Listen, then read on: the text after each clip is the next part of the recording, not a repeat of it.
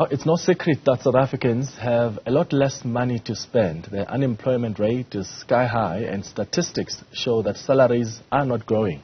And following COVID-19, a visa report reveals how South Africa's spending habits have changed and continue to do so. Newzroom Afrika's Andersen explains the details. The Spend Trend 23 report tracks all of the spending data for Visa card holders in South Africa, as well as those on the Discovery Bank database.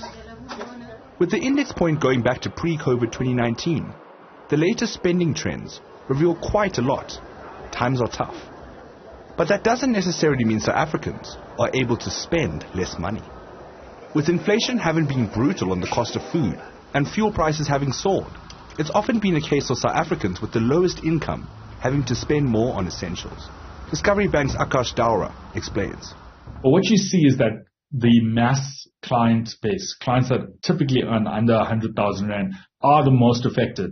They spend now 47% more on groceries in 2022 than they did in 2019. And the reason for this is that often your higher income clients have ways of mitigating their total grocery spend. They can, when things get more expensive, they can buy down into cheaper brands.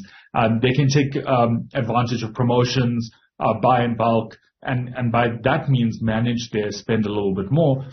The report also reveals that aside from the lowest income group having to spend a lot more on groceries, South Africa as a whole is ordering takeout a whole lot more. Eating out and going out has increased probably 40 to 60% compared to 2019. And it is a function of, I think, people wanting to go out more, but also on eating out and take out, the ability for you to get food delivered at home.